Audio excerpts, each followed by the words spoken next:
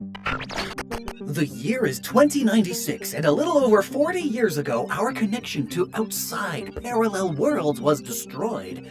Previously, we used the power of this connection to give certain Pokémon heightened abilities, new evolutions. We would trade these Pokémon with trainers from the other side, from those other worlds. And then they'd evolve!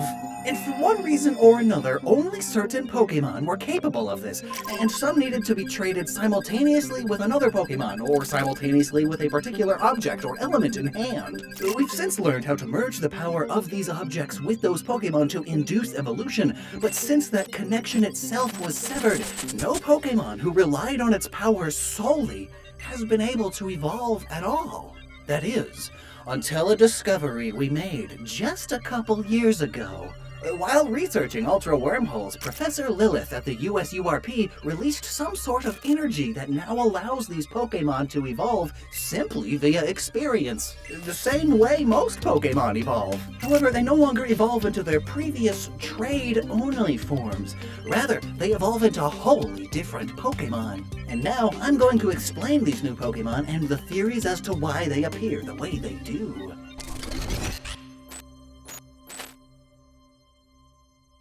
Or at least that is the in-universe, in-character introduction. Hello, I'm Lockstin, regular Lockstin here, not trying to act Lockstin. We're working on a Fakemon region of sorts. More specifically, we're looking at the Greater Kanto area in the year 2096, several decades after a cataclysm of sorts changed everything. The main question this all aims to answer is, what if Pokémon was a T-rated action JRPG? And the trickiest part of this mess is, of course, how can we make it cool and edgy without making it edgy? And so, a few of these new Pokémon we're going to show off today are a tad edgier than what I would ever expect Pokémon in its current form doing, but only barely. There's plenty of ROM hacks that go way over the top with this kind of thing, but I think there's a fun challenge in finding a balance between edgy and edgy. But anyway, not all of them are going to have that kind of edge. Plenty of these would work fine as regular Pokémon. So, let's first look at my favorite example of trait evolutions. When trading Karrablast with a Shelmet specifically, the two of them interact and evolve. I have a whole video about why this is the case here, but for now, notice how they trade details with each other. When Karrablast evolves, it gains the armor and aesthetic of Shelmet, and when Shelmet evolves, it gains the stat distribution? Anyway, so what if they were to evolve without trading? What would they look like? I worked with the artist Elisteva76 to find out, and together we came up with Bombeedel and Mollonce. And also, honestly, I'm very proud of my drawing of Bombeedel. Look at this dork. This is the pinnacle of my drawing ability. So, without mixing, Shelmet would of course keep its armor, and Karrablast wouldn't gain any, meaning it would go further into the Bombeedel aspect of its design. Karrablast's dex entry reads, when they feel threatened, they spit an acidic liquid to drive attackers away, which is exactly what Bombeedel beetles do. But where does it get the name Bombeedel from? Well, from French bombard, meaning cannon. Bombardiers are those who fire cannons, and so we wanted to add in some French elements too, so we mixed in elements of the French grenadier, who throws old-timey grenades when not stabbing and firing their old-timey guns. So Bombeedel has a sort of French-sounding name, while also being shaped like a classical bomb, with the fuse acting as a French moustache on top of that. The pattern around its body resembles both how old-timey bombs would often be wrapped, as well as a more direct reference to grenadier uniforms themselves. In fact, Bombeedel's entire head is shaped like their hats even, and its face makes it look like it's kind of a rude guy. I mean, it doesn't get to steal a shell anymore, which is a rude act already, but now it's all grumpy because it didn't get to steal a shell. And on the end of its cannon hands, you'll see two sharp bayonets. This mono bug-type HP bulk of a mon learns all of the self-destruct type moves, obviously, as well as moves like Fire Blast, Acid, X-Scissor, and even has an ability identical to Innards Out. In fact, it really could just be Innards Out, which is Pyukumuku's signature ability, where upon fainting, it deals damage to its opponent equal to the HP it had before fainting. Innards out in the context of an explosion may be kind of gross though, so I could see it being called volatile body or something. Plus then it could be a little different, perhaps damaging all opponents in the explosion. Now, a Shelmet that gets to keep its shell armor. It was surprisingly tricky, but we wound up with the bug steel type Mollonce, a similarly very French-sounding name. Mollon is Old English for strong little warrior, and lance, or lance, is lance in French. Lance. It's because its shell is shaped like a lance. But the French word lance is also how one could translate spear or harpoon, which is notable as that's what cone snails use to attack their prey. Snaily harpoons, or lances. And that's actually a part of what inspired these scarf-like appendages, actually. Snail sticky outy bits. Plus, it's a callback to a Selgor being completely wrapped up in similar-looking wrappings. The helmet has the classic snail spiral that's also on a Escavalier and Shelmet, and it's adorned with a similarly spiraled plume, resembling the fluffier sorts of plumes, common on the helmets of knights, especially while jousting, with lances. And the helmet still has the slits in it like Shelmet, which of course resemble the breathing holes on most full-plate armor helmets, but the very front of it now resembles a frog-mouthed helm, especially fitting of the frogs, I mean the French. Though originally German, these helmets were used throughout Europe as the helmets of choice during jousting tournaments, when two knights would run at each other on a horse with a big lance, and everybody cheers when one of them gets impaled. Mollonce won't be doing any rapid running though. I mean, look at its little feet! Tiny legs, only barely bigger than Shelmet's, though they are shaped like a knight's falds, which is this part, the hip armor. But at least these legs let Mollonce wind up a little faster than a Scavalier, but only barely. And also, if you haven't figured it out already, the name Mollonce combines lance with mollusk. So those are the two that obviously mix when traded with one another. I mean, they have to in order to evolve, but I've always liked the theory that some other Pokemon are intended to show a similar kind of thing going on.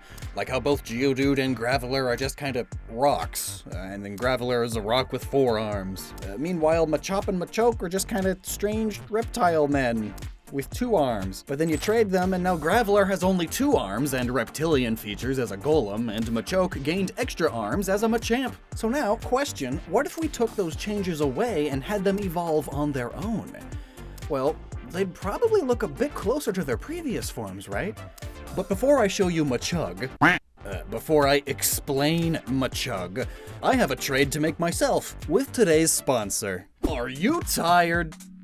Just that. Are you tired? Maybe you need a new mattress provided by Helix Sleep. Snuggle into one, get a blanket. Look at this dude, he loves mattresses, especially ones from Helix. Snow!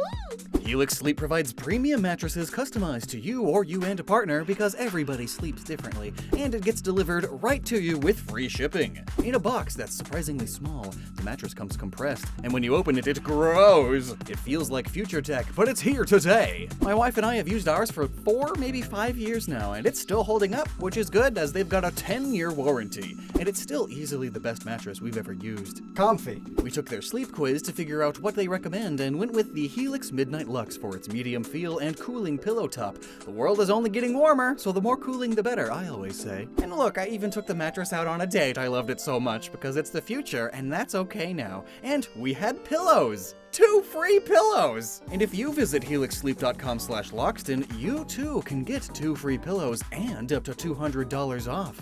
So get yourself a deal with the link in the description, and do not fear. They offer a 100-night sleep trial to make sure you love it, and if not, they'll pick it up for you and give you a full refund. So seriously, there's no need to be nervous about ordering a mattress online, especially from helixsleep.com/Lockstin. Snow? What? You think you actually like it more than my cat? You. That's impressive. Now then, this is Machug. Still mono-fighting, and still macho like the rest of them, only this one chugs down loads of food to fuel its powerful core muscles. Hence the gut. Have you seen strongman competitions? Those dudes are huge and 4 C's thick. Extra thick! None of that beauty pageant bodybuilding stuff like Machamp.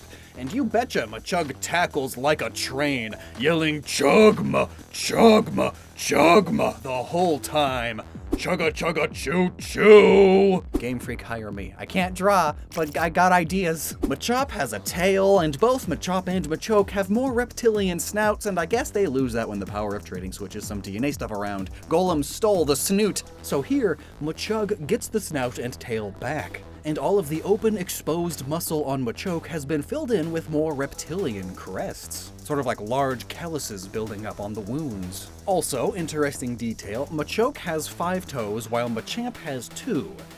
So we went with 3 here. And also, the darker skin here resembles manly stubble, and on the wrists and head, it's like sweatbands. And further comparing bodybuilders with strongmen, the strongmen tend to wear a lot more because, it's not a beauty pageant, and everyone appreciates them wearing all that. So here we got full leg tights and even covering a lot of the upper chest. And the big gut also resembles those spherical weights they lift at strongman competitions. Atlas weights, I think? Comparing the two, I definitely say Machug should definitely have more bulk, defense, and HP. Maybe even attack, while he's also significantly slower and has literally no special attack to speak of. Like literally just 2. New Pokemon with the lowest special attack, period. Maybe special defense too. And this is Doncrete, see? An Italian mafia don, godfather mouth, mustache, arms, and hands included. Boom. Reference to an R-rated movie? How's that for mature? Edgy. It learns a lot of dark type moves too. Instead of just a geode or just a bunch of gravel, Doncrete is full-on Roman concrete, making the Italian mafia connection all the better. Roman concrete was the backbone of the Roman Empire, concrete so sturdy and enduring that many of their structures are still mostly standing today. The original recipe was lost for a time, contributing to the many factors that caused more modern concrete to be significantly worse in terms of longevity, but now that it's been rediscovered, a number of countries have been considering using it more often. It's just kind of expensive. One of the big differences, though, is that the old stuff tends to have a lot more pebbles and little rocks in it, as well as big chunks of old brick, which is why Doncrete here has so many different colors all around its body, and why its arms, fingers, and even main body are brick-shaped. It's an aggressive aggregate for sure, and one that'll leave you sleeping with the fishes the old-fashioned mafia way, tying your legs to a cinder block and throwing you in the river. Doncrete's signature move, Whack, which comes from the Italian mafia's word for killing, is a dual rock-dark type attack. It'll pick which of the 2 types deals the most damage. But what the move doesn't tell you is that its power is increased in the rain, like a dreary body-dumping scene in a movie. And Doncrete's signature ability, Dark Mind, which gives it the immunity to psychic-type attacks as if it were Dark-type. But it's not Dark-type. How extra devious, meh. And now then, while that last one was a bit edgy, it wasn't super edgy or anything. But this next one is something I know Game Freak would never actually do, because its origins are far too morbid. So, upon trading, Haunter gains a full body, legs, tail, and all, so perhaps without the power of trading, Haunter is never able to really fully achieve this, though it wants to. Perhaps this leaves it in a middling state, where its arms and the inner part of its torso develops, but not the rest of it. This is Dangal. Vampiric, ghastly fangs and wings, demon eyes and horns, a huge split yokai tongue, and sopping wet with spectral ectoplasm, what appears to be dangling guts, which is a part of its name, Dangal, Dangal. But what else is there? Well, the names of the wicked ghosts it's pulling from. 3 similar spirits from Southeast Asia, mainly Malaysia and the Philippines. There's the Dila, a horrific bat-like creature with human guts dangling below it. The Manananggal, a vampire-like creature that resembles a human until it sprouts wings and splits its body in half, guts falling to the floor. She feasts on the unborn, preying on pregnant women and consuming the hearts of their fetuses. And the Penangalan, the disembodied head of a woman, with all her organs still trailing behind. to keep the head alive, you see. She too preys upon the unborn and even young children, and she leaves behind a trail of sparkly, ghostly light and an even longer trail of vinegar smell. Is Southeast Asia okay? Who came up with this? Also, I probably butchered those pronunciations. Like many Ghost-type Pokemon's Pokedex entries, Dangal's mentions its affinity for kids and even baby Pokemon, and its ability, Infanticide, lets all of its attacks deal bonus damage if the Pokemon being hit is not fully evolved. How much bonus damage? That I don't know. I am not a balancing expert, I'm a lore guy.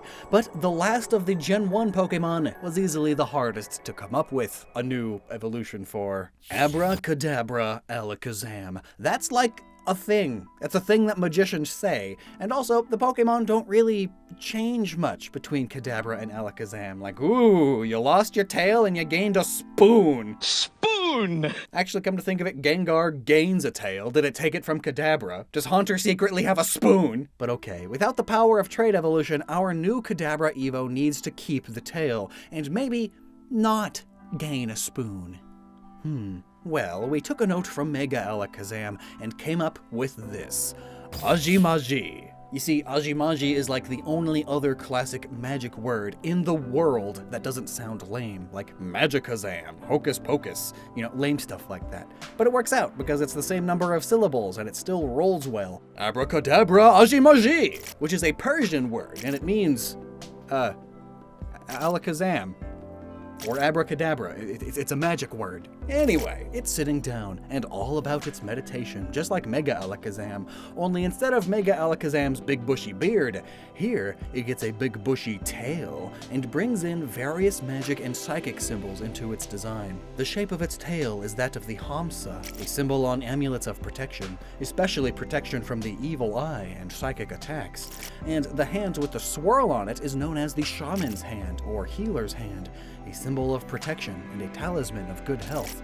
The pattern around its ever-closed eyes resembles the Eye of Horus, similarly a symbol of health and protection, and the bacon from Kadabra's groin is now glowing on Ajjimajji's tail. And those, along with Kadabra's star, are symbols from Zener cards, cards which are used to test a person's psychic ability.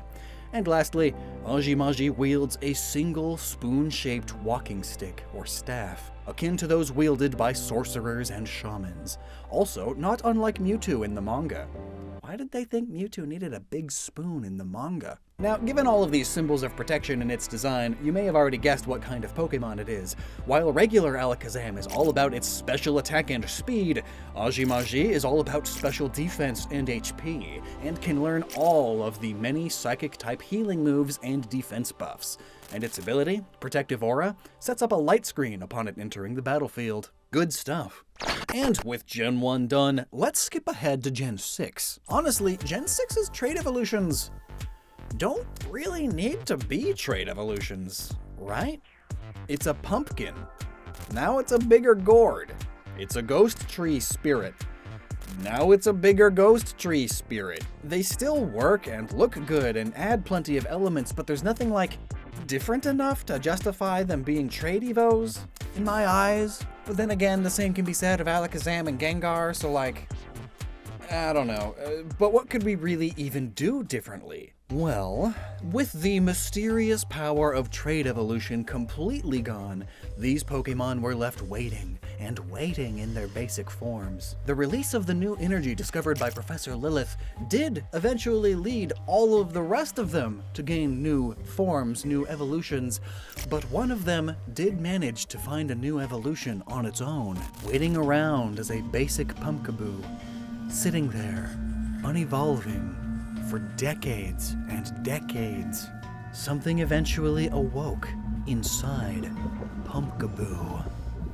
The spirits that its Pokédex says it keeps in its pumpkin body have grown restless and more powerful, and they spring out like a virus and take over the body of Pumpkaboo, causing it to evolve into Gourgiest. Gourgoos are always found in large swarms, as once a single Pumpkaboo evolves, It's now able to bite onto other Pumpkaboo and cause them to evolve instantaneously too. It's a zombie pumpkin, guys. It's a rotting corpse of a dying jack-o'-lantern, like the jack-o'-lanterns you leave on your porch. It's like, it's December, it's still there. Oh, it's gross. Like, you pick up the top of the pumpkin and the bottom of the pumpkin stays on the ground, and it's gross. It's also just like that creepy, jawless zombie trope. And here's a fun thing. If you have a Gourgiest in your party and you also have a Pumpkaboo in your party, that Pumpkaboo evolves. Goregooz's twisted pumpkin vine-like legs can stretch real far, allowing it to climb and run at rapid speeds, like zombies crawling up the sides of a building. But also, like zombies, it's kind of, really weak to physical attacks. I mean, it's rotting. It's literally falling apart in front of you. It's like you knock its head off with a gentle breeze. As for the name Gourgiest, it's straightforward. It's a gourd, resembling gore. It's a ghoul, and it oozes its pumpkiny insides. Maybe its spindly vines resemble the snakes on a Gorgon head. And there's also gargoyles. There's a lot of, like, creepy stuff with these kinds of syllables, you know? Well, Phantump.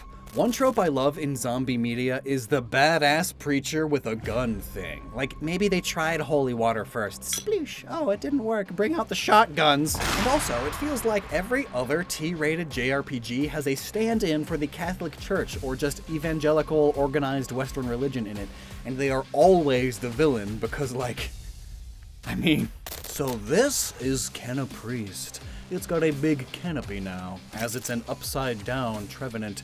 That's sort of an old forest god cult leader, with elements of like a crown, priest hat, priest sash, devil horns.